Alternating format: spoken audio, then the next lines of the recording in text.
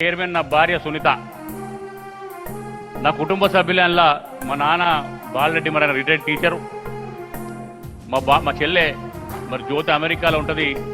మరి ఆమె మరి ఇలా అనుమతి కావాలి, చాలా పైసలు కావాలి. ఇప్పటికే అన్న అమ్ముకుంటూ పోతున్నాం. మరి ఏం సంగతి నేను కూడా నన్ను అడగలే. ఏదన్నా అమ్ము, ఏమన్నా అయ్యి, నీ లక్ష్యం కోసం నువ్వు ముందుకు మేము ఉన్నాం. ఆస్తుల కోసం ఎప్పుడు ఆలోచించలే, ఆస్తుల కోసం ఎప్పుడు వెంపర్లాడలే అని చెప్పి నా కుటుంబం అంతా కూడా నాకు వెన్నుదన్నుగా నిలబడ్డది.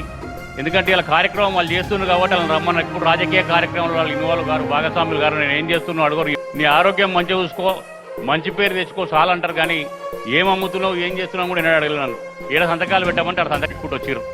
సరే, ఒక్కసారి మీ అందరి ముందు కూడా వాళ్ళని పరిచయం చేయాలనుకుంటున్నాం. ముఖ్యంగా మా నాన్న నాకు స్ఫూర్తి. ఎన్నో సంఘటనలు జరిగిన నేను యువత సంఘాల నాయకులు పనిచేస్తున్నప్పుడు ఆ జమానాలనే నేను 19 ఏళ్ళు ఉన్నప్పుడే నేను కార్యక్రమాలు చేస్తే రాజకీయ బెదిరింపులు వచ్చినాయి.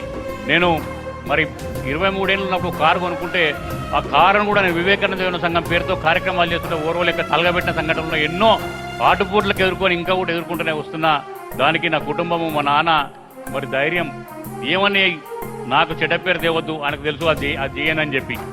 అట్లా కాకుండా నువ్వేమన్నా చేసుకో, ఏమన్నా నమ్ముకో, నీ పిల్లల వరకు మాత్రం ఎంతో కొంత ఉంచి నువ్వేమన్నా చేసుకో సమాజం కోసం అనే ప్రోత్సహించిన తప్పితే ఎన్నడూ కూడా నాకు అది చేయలే.